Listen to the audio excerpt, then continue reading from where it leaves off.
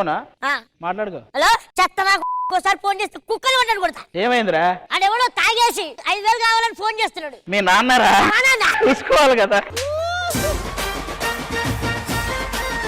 ఏంటి కొంచెం మంచి ఆనందంగా కనపడుతున్నావు? అరే నిన్న రాత్రి నాకు ఒక కల వచ్చింది. ఏంటది? 5 అమ్మాయిలు నేను గోవా వెళ్ళాం. అక్కడ పాటకి డాన్స్ చేసావు. 5 కలిసి ఒకే రూమ్ లో రాత్రంతా ఉన్నాం. దాని కంటిన్యూషన్ కల నాకు వచ్చింది. ఏమొచ్చింది? సిగ్గులేదారా నీకు? ఏం బతుకురా నీది? ఈ మాత్రానికి గోవా రావాలా అని వాళ్ళు అన్నారు. కంటిన్యూషన్ కల నా దగ్గరకు వచ్చింది. ఒరే ఆదిగా నీకంటే నరేష్ గారు బెటర్ కదరా, పేరు గొప్ప ఊరు దిబ్బన్నట్టు ఆడి మీద నిందలేస్తావు గానీ దాని కంటిన్యూషన్ కల నాకు ఎన్ని వస్తాయిరా? వాళ్ళని కలం పెట్టమంటే కలలు పెట్టారు మొత్తం.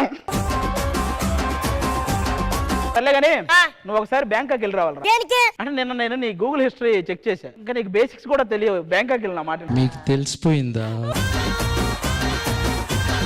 అయితే నువ్వు అర్జెంట్ గా సౌత్ ఆఫ్రికా వెళ్ళాలా? దేనికి రా? గూగుల్ హిస్టరీ నేను చెక్ చేశా. నీకు ఈ గోవా బ్యాంకాక్ అన్ని బిప్పు చిక్కు. నీకన్నీ వెస్ట్ ఇండీసే కరెక్ట్. ఆటగాడు మా వాళ్ళ ఆటగాడు కాదు. అరే నేను ఒక అమ్మాయిని లవ్ చేశాను రా. ఆ అమ్మాయి ఫ్యాక్షనిస్ట్ ఫ్యామిలీ. నాకు భయం వేస్తుంది. నేనున్నా కదరా, నేను నీ కోసం ప్రాణం ఇస్తా. ఎంత గొప్పోడురా నువ్వు. రేపు నువ్వు మా ఇద్దరికి పెళ్లి చేసావు అనుకో, మాకు పుట్టబోయే బిడ్డకి నీ పేరే పెట్టుకుంటా. ఖచ్చితంగా నా పేరే పెట్టాలి. నన్ను హెల్ప్ చేస్తాను కదా నేను. ఐ థింక్ వాటో వాట్. ఆడవకు, మనం ఆ ఫ్యాక్షనిస్ట్ ఇంటికి వెళ్దాం. ఈ రోజు పెళ్లి చూపులు ఎలాగైనా సెట్ చేసి నీకు ఒక అమ్మాయిని తోడు తీసుకొచ్చే బాధ్యత నాది. నిన్ను నమ్ముతున్నాను రా నేను. నన్ను నమ్ముకోరా చాలు. ఓకే దా వెళ్దాం.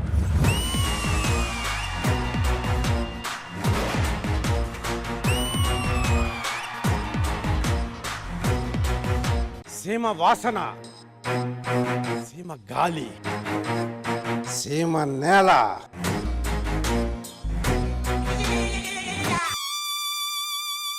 ఏమిరా ఇది? ఊర్లో దొడ్డులు లేవు కదనా, అందరూ ఇడికి వస్తున్నారు.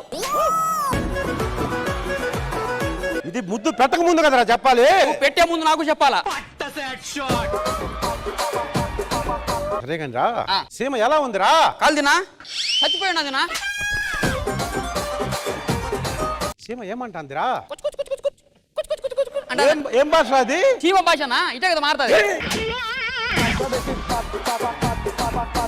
సీమ పౌరుషంలో నా గురించి సీమలో ఏమనుకుంటున్నాను అడిగినా. నువ్వేనన్నా మొగోనివి, పోటు మొగోనివి, పాలేగానివి. నీకు ఎదురొచ్చేటోడే లేడు. అదేంరా? రోడ్డు పలగొట్టాం కదా ఇటు పక్కది. వెనకలు చూస్తాడా మనమే. రంగారావు గారు ఏంద్రా బాత్రూమ్ కోసం మస్తు ఇబ్బంది పడతా అన్నాడు. మనం మలేది కనుక చెప్పినాం, రంగారావు గారి గుండెలో కత్తించమని చెప్పినాం. వానికి చెవుడు, వాడు గుండెలో కాకుండా యానో దించున్నాడు. అన్నా ఇది తీసుకో అన్నా. ఏమిరా ఇది? ఆ వెంకట్రావు గారు నా బొచ్చు కూడా పీకలే అన్నాడు కదా, బొచ్చు తీసుకొచ్చా. అదేంద్రా వాడిని తిరుపతి గుండు కొట్టించుకోలే? అవన్నీ సంబంధం లేదు. బొచ్చు తెమ్మన్నారు, బొచ్చు తీసుకొచ్చినా. ఎక్కడి నుంచి తీసుకొచ్చినా నాకు సంబంధమే లేదు. నీకు బొచ్చు పెరిగింది కానీ. అవును, ఈ రక్తం ఎక్కడి నుంచి వచ్చిందిరా? నిన్న నువ్వే కదా కూర్చున్నావు. నా కాదు, ఇంట్లో అమ్మాయి ఉండదు. నాలాంటి మంచి మొగోడు చూసి పెళ్లి చేయి. నేను కూడా అదే ఆలోచిస్తాండా. మంచి మగోడు సీమలో దొరకాలా, అమ్మాయికి ఇచ్చి పెళ్లి చేద్దామని ఆలోచిస్తాండా. నానా మీకు ఒక విషయం చెప్పాలి. ఏమమ్మా? అది నేను ఒక అబ్బాయిని ప్రేమించాను నాన్న. ప్రేమకు నేను వ్యతిరేకమని తెలుసునా నీకు? నాన్న ప్లీజ్ నాన్న, నాకు అతన్ని ఇచ్చి పెళ్లి చేయండి, లేకపోతే నేను చచ్చిపోతా. వద్దులేమ్మా, సావు అన్న పెద్ద మాటలు వద్దుగానే. నాకు కాబోయే అల్లుడు ఎలా ఉండాలో తెలుసునా? సీమలో పెద్ద మీసాలున్న మగోడై ఉండాలా, శత్రువు ఎవడొచ్చినా సంపగలిగిన షా ఉండాలా. అలాంటోడైతే ఒప్పుకుంటా. అతను చాలా గొప్పడు నాన్న. అతను ఎక్కడ ఉంటే అక్కడ నవ్వులు పొడిపిస్తాడు. వాడు ముందు ఎవడైనా నిలబడాలంటే భయపడతాడు. అతని మాటకి ఎవరు అర్థం చెప్పడు. అట్లాంటి వాడు నాన్న. అవునా? అంత మొగోడైతే పిలిపించమ్మా, చూస్తా నేను కూడా. ఇప్పుడే పిలిపిస్తాను.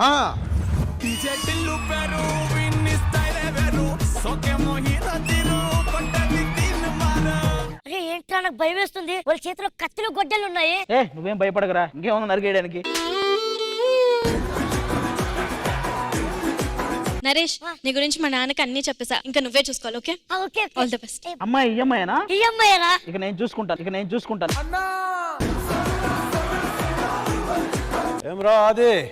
నేను అప్పుడెప్పుడో దిల్ సినిమా చేసేటప్పుడు నువ్వు చెకోడీలు తింటుండావా? ఇప్పుడు నేను సినిమాలు చేస్తున్నా, నువ్వు చెకోడీలు తింటున్నావు. నా గురించి తెలుసునా నీకు? నేను పెద్ద పెద్ద హీరోల సినిమాల్లో చిన్న చిన్న క్యారెక్టర్లు చేస్తాంట. నేను చిన్న చిన్న హీరోలతో పెద్ద పెద్ద క్యారెక్టర్లు చేస్తుంటా. సీమలో కాలు పెట్టినావో జాగ్రత్తగా ఉండు. నువ్వు నా శ్రీదేవిలో కాలు పెట్టినావు, జాగ్రత్తగా ఉండు. నెక్స్ట్ డైలాగ్ గుర్తుందా? అదే ఆ, నేను మొదటి నుంచి నరకడం మొదలు పెట్టినాను అనుకో, వావి వరసలు చూడడం తెలుసునా?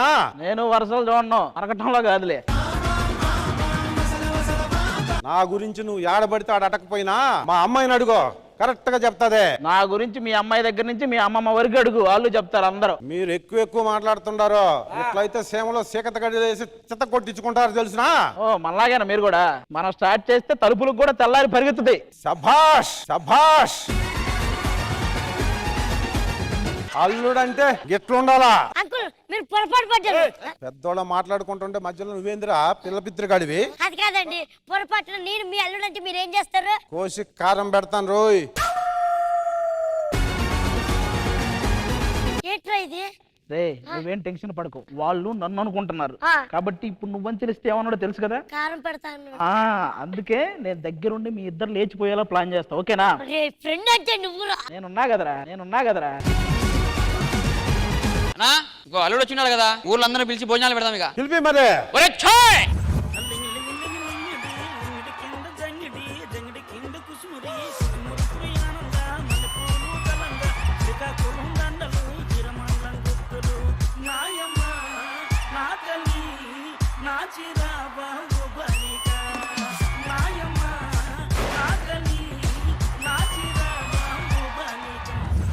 మీ నలుగురు ఎంత డాన్స్ చేసినా అతని మీదే ఫ్రేమ్ ఉంటదమ్మా.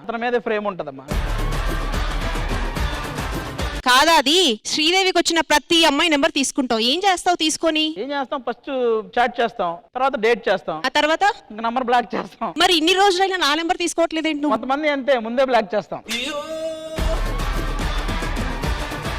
ఇదిగో ఏమయ్యా, తన మావిడ నేను కలిసి ఎన్నో సహాయాలు చేశాం. నీకు డబ్బు లేకపోతే నాకు చెప్పు, బట్టలు లేనప్పుడు నాకు చెప్పు, ఇల్లు లేనప్పుడు నాకు చెప్పు. నువ్వు ఇంట్లో లేనప్పుడు నాకు చెప్పు. ఇంట్లో లేనప్పుడు అంటే గుర్తొచ్చింది, మావిడిని ఇంట్లో ఉంచి నేను అలా బయటకు వెళ్తున్నానా, వచ్చేసరికి ఏసీ రిపేర్ ఉంటున్నాడు. ఏసీ కోసం అనుకుంటా. నాకు తెలిసి ఏసీ కోసం కాదు. ఒక ఫ్యాక్షనిస్ట్ గా వచ్చావు కదా, ఫ్యాక్షన్ చూసి నీకు కొన్ని తెలియాలి. పోయిన ఏడాది 40 మందిని వేసా, 6 ఏళ్ల క్రితం 30 మందిని వేసా, నిన్న కూడా 20 మందిని వేసా. నువ్వు చెప్పవేంటి? నేను బయటికి చెప్పలేను, ఏ నేను ఫ్యాక్షనిస్ట్ కాదు కదా. అవునా అది? నేను శ్రీదేవికి కొత్తగా వచ్చాను కదా, అందరికీ రీచ్ అవుతానంటావా? కంపల్సరీ రీచ్ అవుతావమ్మా. నువ్వు రీచ్ అవ్వకపోయినా నీ నంబర్ అయితే రీచ్ అయిపోద్ది. అందరికి మేనేజర్ దగ్గర నుంచి మేకప్ మ్యాన్ వరకు, డైరెక్టర్ దగ్గర నుంచి డ్రైవర్ వరకు అందరికి రీచ్ అయిపోద్ది. అది జాగ్రత్త, సీమ్ అంటే పగలుంటాయి. అవునా? పగల నీతోనే ఉంచుకొని. పెద్ద మాట అన్నాడు సార్ ఆడు. పగలు ప్రతీకారాలు ఉంటాయి అనాలి. ఓన్లీ పగలని ఆపితే మాకు పగలని అర్థమైంది. కాదు, మీకు రాత్రులు గుర్తొస్తాయి కదా. ఆ పంతులు గారి డైలాగ్ ఏదో ఉంది, ప్లీజ్ ఒక 2 నిమిషాలు అందరూ మౌనం పాటించండి. ఈ పెళ్లి శోభనం నేనే చేస్తాను. శోభనం కూడా మీరే చేస్తారా? చూస్తాండా నువ్వు అందరితో మాట్లాడుతాండావు, చూస్తాండా. అనురోలే కదా సరదాగా. అందుకే నా మనసు మారే లోపు నా కూతురుతో లగ్గం అయిపోవాలా. మనసు మారే లోపు జరగాలి, అంతే కదా. అంతే. మన దగ్గర శ్రీదేవి డ్రామా కంపెనీ అని ఒకటి ఉంది, వాళ్ళే చేస్తారు ఇలాంటి పెళ్లిళ్ళు. మనకు 2 గంటల్లో పెళ్లి అయిపోద్ది. అదే పిలిపించాలనే. 2 గంటల్లో పెళ్ళేంట్రా? నేనున్నా కదరా, నేను ప్లాన్ చేస్తే ఈ 2 గంటల్లో మీ ఇద్దరు లేచిపోయేలా నేను చేస్తా, ఓకేనా? ఓకే. ఓకే మాంగారు, పిలిపిద్దాం. Sridevi drama company.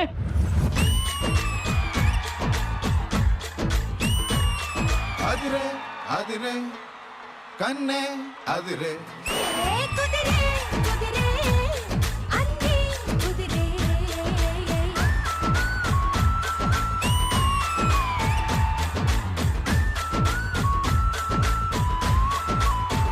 Hello everybody, good afternoon, namaskaram and welcome to Sridevi Drama Company.